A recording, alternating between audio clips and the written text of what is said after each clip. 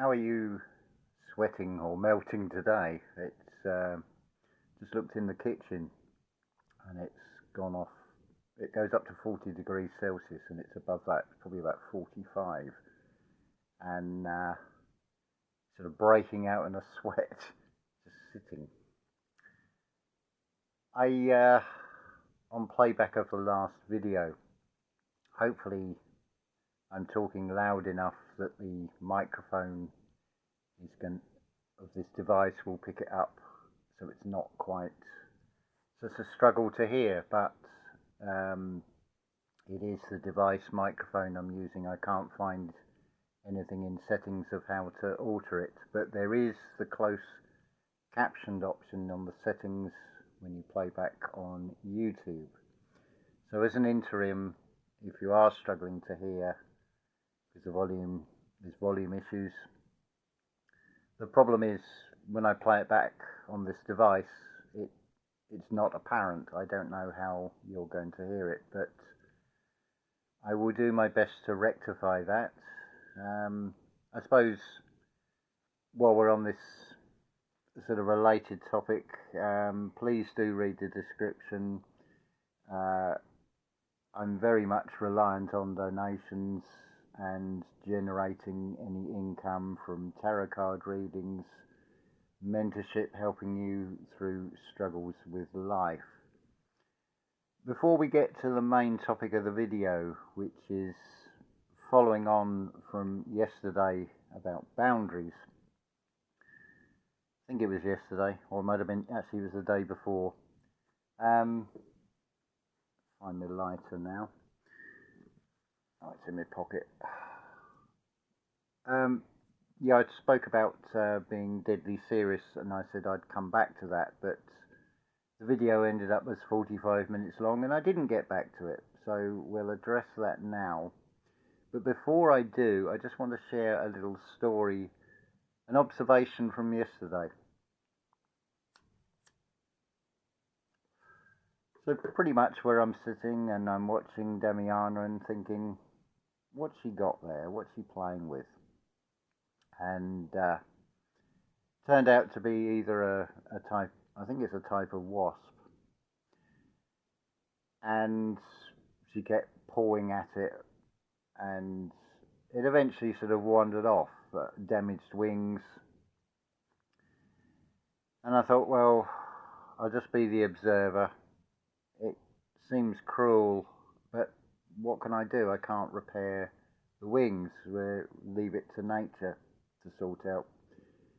So probably about maybe 3 hours later, I'm sitting outside, and I assume it's the same wasp. It's now being dragged or attacked by about 8 ants, and then there's about 4 of them drag this insect, which is vastly bigger in size than these ants, and obviously going to be dragged into the ant's nest and dissected and whatever. But that's a perfect reminder. I mean, I could sit here and moan about this, how hot it is, but remember, there's always somebody that is worse off than you. Just take a look around the world on the media stories, for example. I feel that will become apparent. That's a whole topic in itself, which hopefully I will get to in this video. But let's get back to the topic of the boundaries, and I can be serious, I can be deadly serious. What do I mean by that? It ties into the title of this video, that Yahweh can be your friend. Now, why do I say this? There's been quite a few channels, Static in the Attic, Archaics, I think it was Dante Fortson, and no doubt there's many others that have compared the Old Testament God, Yahweh, with the New Testament sayings of Jesus, and saying that's not the same God. It's one that demands blood sacrifices and comes across as like a psychopath, a maniac, And the magic shows, shall we say, are always to do with blood and something very destructive. So why would I say Yahweh is your friend? It's the angle that you're coming from, the perception that you have on how you read this.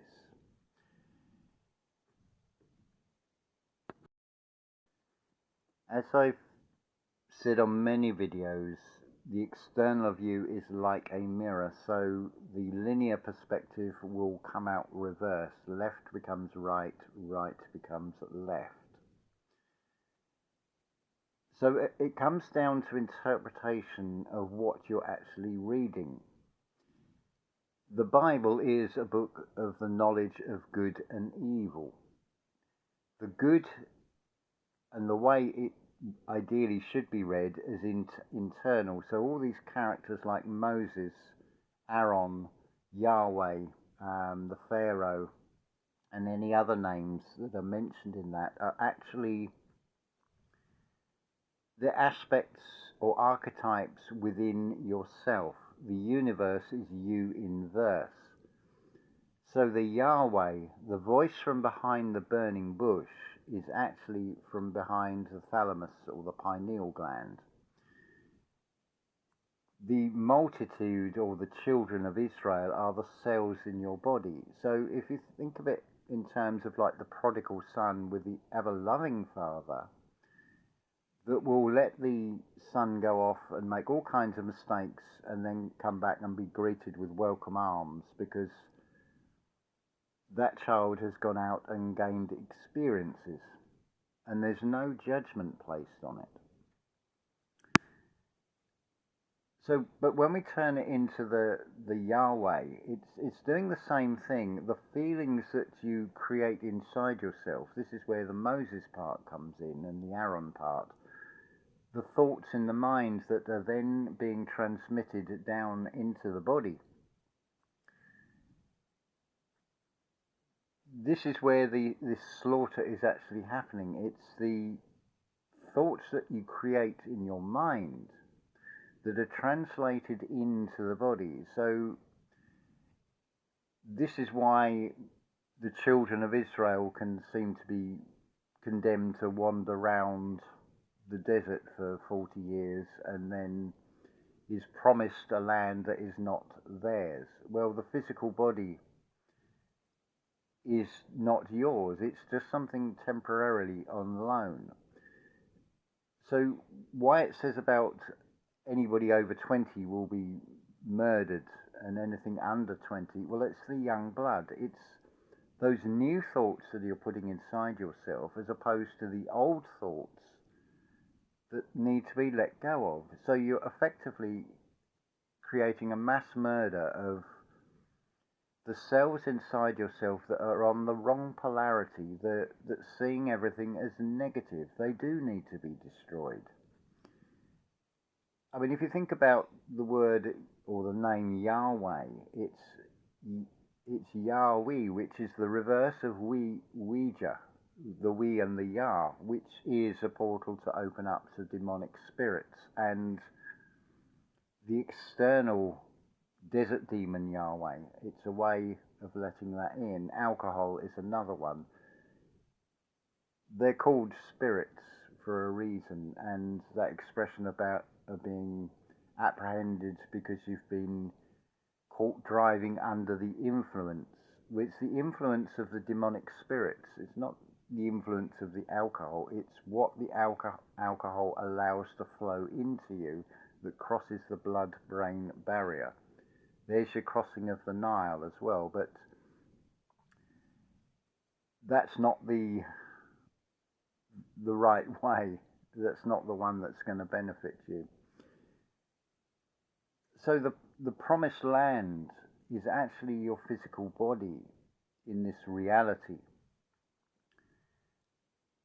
that you can find, and when you flip the polarity of your thoughts and you read Exodus as an internal story as opposed to an external story of history,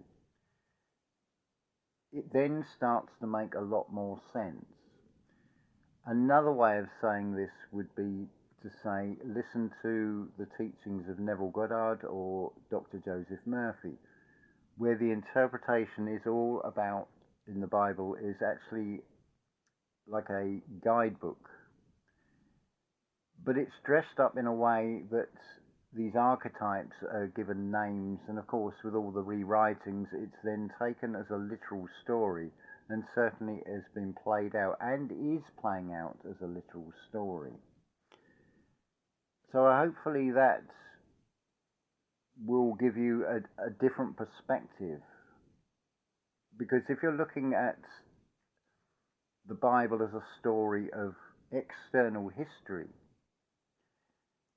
then the Yahweh does come across as a tyrant. The Pharaoh that has his heart hardened, that's the conscious mind, the tyrant or the ruler, which will keep enslaved the cells of your body, because it's not coming from the heart space. There's no communication. The heart has not, or the Moses doesn't take the path from the heart going up the mountain to pineal, as it were, and becomes the intermediary between the heart and the pineal gland and the thalamus.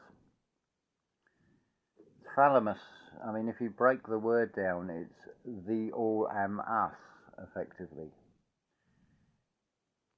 It is an internal guide inside yourself. Anyway, the other part I wanted to talk about is the external world and the stories of war and rumours of war. What you've got being played out is a religio-politic pendulum swing. And of course it will be swung in one way first to create the reaction, to then swing the pendulum the other way. I'll even go so far as to make a prediction here, although it's not really much of a prediction because it's already being played out. You will get something like QAnon and a figure that will seem to emerge that will be saying all the right things that you wish to hear. But if it's coming from the political arena, of course, it will be someone who's been selected to play that role. So don't fall for it. You've got a choice, and this is where you need to set the boundaries. And the boundary I would say here, first and foremost, is to not take part and not pick a side in that external drama. Because effectively the same pattern will emerge, that what is an internal story in the Bible will be externalized and played out literally. I feel that this is already going on with the breaking of the seals. But of course those seals do have to be broken. They are the chakras, they are internal, they are what needs to be opened up to raise that Christ consciousness inside yourself. And of course this is being played out in a opposite polarity in the external world. So you're seeing peace being taken from the world. I would suggest it's not just small arms and such like and skirmishes,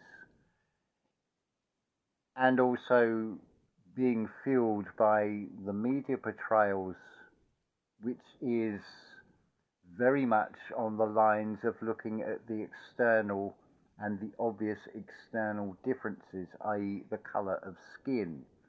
The implications are all there if you look at the headlines. Excuse me. But look at the key words that are being said there. The key word is the civil unrest, as it were. It's being blamed on the far right, the extreme. Well, just reinterpret that and consider two hemispheres of the brain moving from one side to the other, the casting the nets to the other side, effectively. That is what is being portrayed, but it is being done in a literal way. It is being done in a very superficial and shallow way, and unfortunately a lot of people, like with so many other things, like with the interpretations of the Bible as an external story, will be taken, and people will take those scripts and follow the script that is being offered by or being coerced by the media.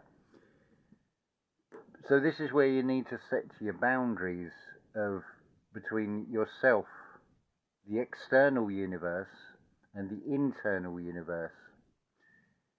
You are that fine line between the two, being able to weigh up between the internal and the external, and the exchange between the two, whether you're going to react or respond. Remember, you also have, well, most importantly, you have the choice to not take part, to not take that script and not get involved in it. Not become part of the pick a side story that is currently being offered.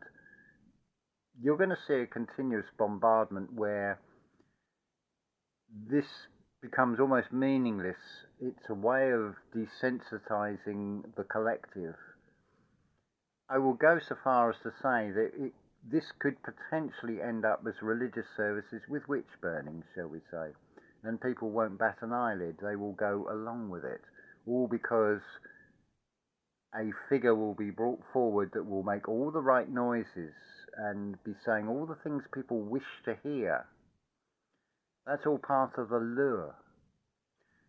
But consider also what is actually happening here. You are also, what's also playing out is the role of Jove being tested, being true to oneself. The exit or the exodus from this matrix, I would say, follows the same pattern as everything else. That is, to put it in a Neville Godard terms, anything you create, anything you vision in your mind, you go to the end. If you want to, let's put it in a daily or an external world context, you start a business up. Well, for that business to be successful, this is a poor analogy, but you've got to see it through. You've got to stick with it. Okay, if the business is too successful, then you'll probably be invited to join certain circles, and it will be sort of gradually sort of taken away from you. That's, like I say, it was a poor analogy. But the point is, if you can stay true to yourself, if you recognize that immortal soul within you and you go with that, yes, look at the outside world, but don't look so far that you get sucked into it and pulled into it. It becomes like a black hole. It will disintegrate your internal universe and you will become part of it. But if you see this through to the end, that internal recognition that you are an immortal soul, you're just here having an experience, there is a way out of this. But would it be the most benevolent thing to find the exit and just make a run for it and leave everybody else behind? Whilst there is an internal story, and there's also an external story, there is also, on that fine line, is whether you're going to be benevolent or self-serving. That's really the purpose of making these videos. It's not, I've found the answers and I'm not going to share them, because there is an interdependence between us as much as anything else. There's a recognition of that. We're in this realm that we're in at the moment. But like I said on the last video, I've addressed in a comment subsequent to that, have I picked the right place to be? The truth is, I don't know if it's the right place to be. All I know is the feeling is saying this was a good move to come here. When we get to 2040, time will tell, shall we say. By that age, I will probably saying, well, where's this new garment, this new true body that I should go into, because this one's going to be quite elderly and worn out by that stage in another 15 years, especially if it's warm like this. It's quite exhausting. But these are things that I feel that need to be really looked at and weighed up. Look at the stories, but also consider what perspective or what angle are you coming at that story? How are you approaching this thing? None more so than with the Bible, because it can be a good book with good guidance, but equally it can show you the tyrannical, its counterpart, its opposite polarity.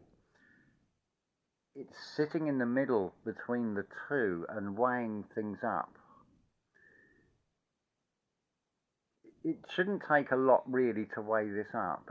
It's listen to the heart. Is it something benevolent? Is it by your actions or your words or your thoughts, is it going to harm another? The answer really is in that. That is from asking yourself internally. And hopefully you'll have the empathy and the benevolence to know the answer. You'll be communicating with your heart brain that knows the answers. The universe is you in verse. It's often quoted in spiritual circles, you have the answers inside yourself. And when you first come to that, it sounds ridiculous, because the conscious mind will be considering all the little facts and figures and details, and am I supposed to know all this? No, you're not supposed to fill your head with all that. The devil is always in the detail, but the answers will come. And my experience is, if you see the thing that you wish to create, for example, you vision the finished product and you see it through to the end, that's half of it, because there's also, you have to then take active steps. It is an interactive realm. So I could cite the covered community area. I visioned what I wanted to create, but then the mind pictures, and it also shows what the conscious mind doesn't always readily pick up, but it is stored. So what came as mind pictures was where the materials were that I needed to, or I required to create the structure, and then being the physical body that actually created it. So there is an element of taking active steps in the physical. But coming back to the ultimate conclusion of this is to see this through to the end. I feel that in the external world, what you are presented with is a situation where it looks like there is something that is looking to identify key individuals, not knowing who they are. A sort of, shall we say, a stepping into the unknown from the, shall we call it the AI perspective. Knowing that there are souls that look like everything else. It's almost like the program that's built into the Great Pyramid of Giza. By the time the AI realizes what it is, it's too late. It's within the construct, shall we say. That is the external equivalent of what potentially is in you to find inside yourself. But the external will do all these filterings, like the education system, sorting out and trying to identify, well, this one needs to go to university, it's got a brain, we need to send in that direction and pull it back in the fold. This one's lazy, oh, we're offer it ways of being a spy in the community by giving it the top benefits, government payments and things, which obviously causes disharmony with others around, saying, well, there's nothing wrong with them, how come they're getting full state benefits. Well, there's a reason for that. They're playing roles. But it comes to this sort of the devil. This is, whether you like it or not, this reality is the creation of the demiurge and the illusion of how it looks beautiful, because it is a copy of something it's based on something else. It doesn't have the creation and imagination, so it does look alluring. And there are some wonderful aspects of it, but we are just passing through it. We're just going through an experience. So it's important to have these boundaries. It's equally important to look from different perspectives at all these things and then weigh them up inside oneself. But I would say the real key is to see this through to the end. Recognize that immortal soul inside yourself. What I would have thought will unfold from this is you will discover your role. I feel a lot of you have got a role that you haven't discovered because the situation has not presented itself for that inner strength to come out in you, but it will do as and when. You don't really want it coming out too early anyway, because it would make you a target. You could be one of these ones that ends up being burnt at the stake, shall we say, and I wouldn't wish that on anybody. There is a divine plan. It is effectively a matrix within a matrix within a matrix. So it's passing through these layers and coming back to the center point, which is outside of this external reality, but it's actually inside yourself. It's the way to get to it. That is where your exodus point is. But it's not the external Yahweh, it's the internal, it's the yes, yes. It's when everything inside you is positive, but it's also balanced as well. So what is coming out is positive rather than coming out negative, but it is containing both inside yourself to be able to find the balance between the two. So I think that hopefully covers the points I wanted to make. I have potatoes boiling away in the kitchen, which I must go and see to. I'm going to make myself a potato salad later, homegrown potatoes. So I shall enjoy those later. And as always, unconditional love to you all.